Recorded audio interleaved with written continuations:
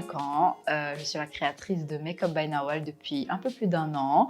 J'ai lancé cette aventure l'année dernière au confinement parce que je pense qu'il était temps pour moi de me lancer et de faire ce que j'aimais. J'ai eu mon bac, un bac économique et social, rien à voir, en 2013, donc il y a un petit moment, il y a 8 ans là déjà.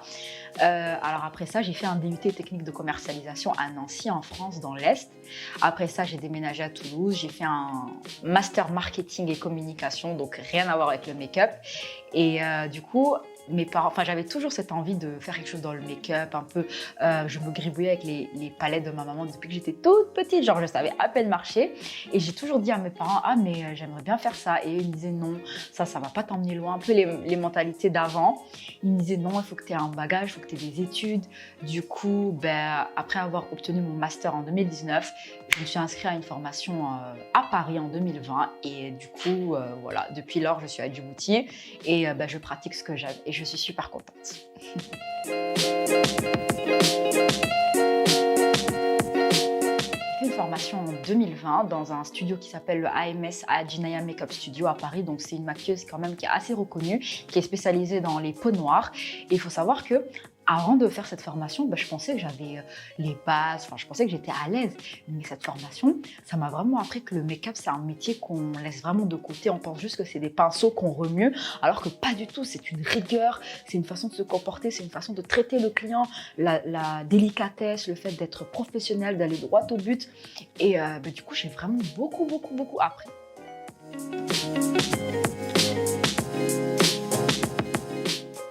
Honnêtement, je suis énormément sur Instagram. Instagram, pour moi, c'est un peu mon lieu d'inspiration.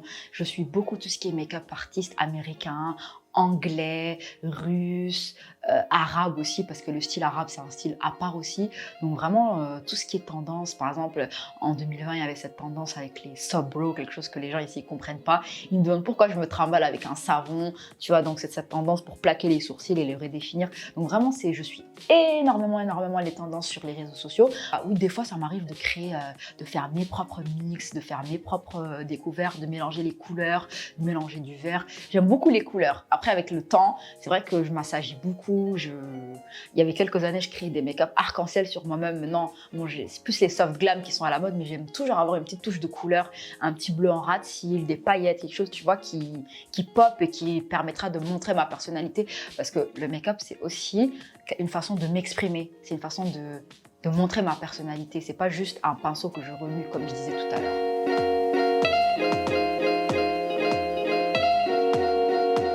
Franchement, j'en ai beaucoup.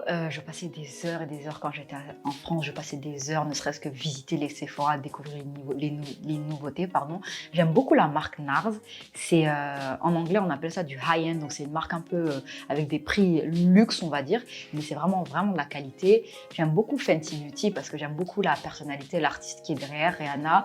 C'est quelqu'un, j'ai toujours suivi son parcours et le fait qu'elle ait lancé une marque pour les peaux noires, enfin exclusive, qui comprend tout le monde, peau claire, peau médium, peau arabe, ça c'est quelque chose que j'aime beaucoup et les produits sont de qualité. Et tout ce qui est petit prix, j'aime beaucoup Maybelline. Je trouve que c'est une marque qui est accessible et honnêtement, les produits Maybelline sont des fois mieux, voire même plus qualitatifs que des produits Lancôme ou de high-end.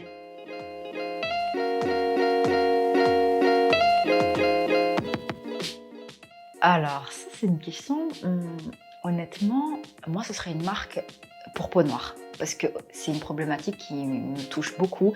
Et même dans les pays africains, des fois dans les pays à Djibouti ou peu importe, il y a toujours cette problématique de maquiller les peaux noires. Et pour moi, c'est essentiel quand tu es une maquilleuse, surtout maquilleuse noire, tu dois savoir faire toutes les peaux, mais surtout les peaux noires, basiques. Donc ce serait une marque dédiée aux peaux noires. Donc pourquoi pas Fenty Beauty, j'aimerais bien.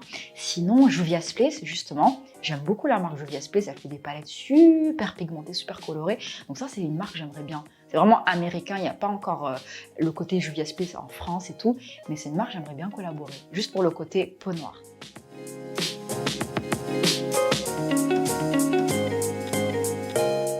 Alors du coup, ce sujet-là, je pourrais en faire toute une thèse parce que avant d'arriver, quand j'étais en France, j'avais un regard sur la société djiboutienne et la façon de consommer le make-up qui était totalement différente.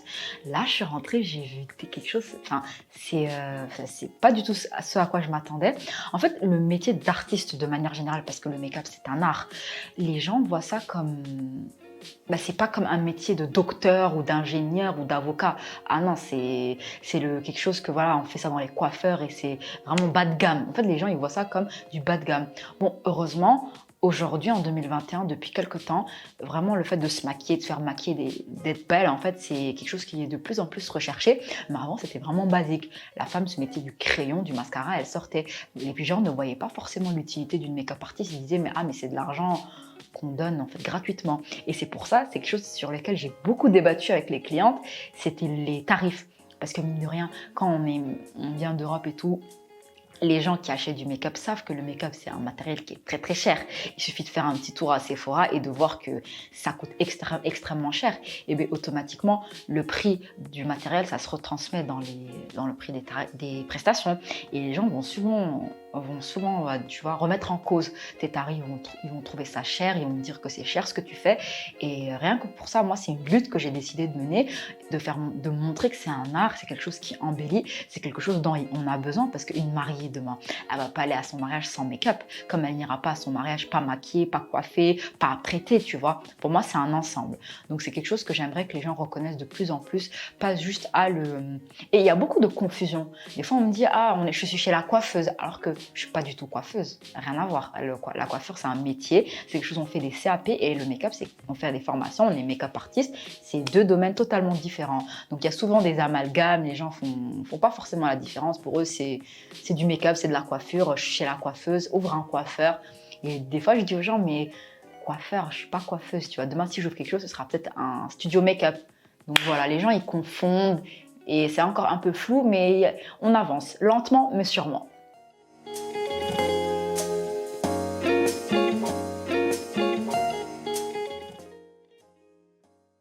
Alors à ce niveau-là, ça venait uniquement de moi, c'était que sur fonds propres. J'ai trouvé le moyen de gérer et de m'en sortir et de financer mes propres besoins, mon propre matériel et ce qu'il me fallait pour me lancer.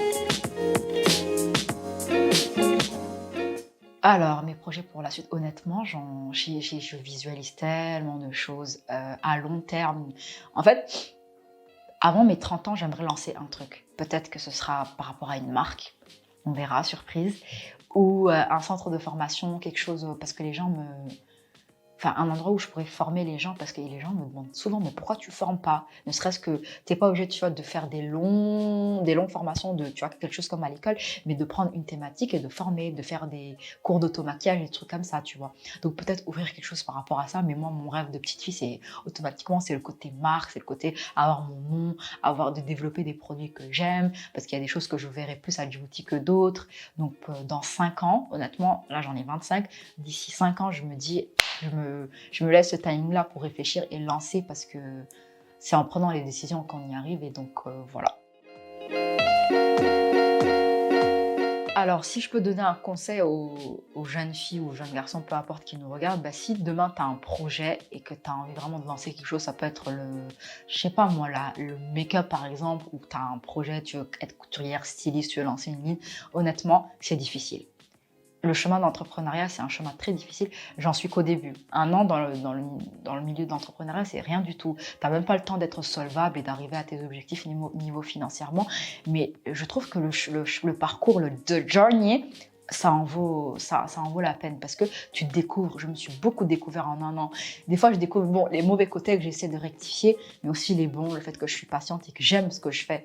Il y a eu plusieurs fois où je voulais abandonner, mais j'ai jamais abandonné parce que mon amour pour le make-up, il n'y a rien qui peut me l'enlever. Et honnêtement, c'est lance-toi, crois en toi, et même si c'est difficile, il faut s'accrocher, il faut réessayer. Tu tombes, tu te relèves, tu tombes, tu te relèves.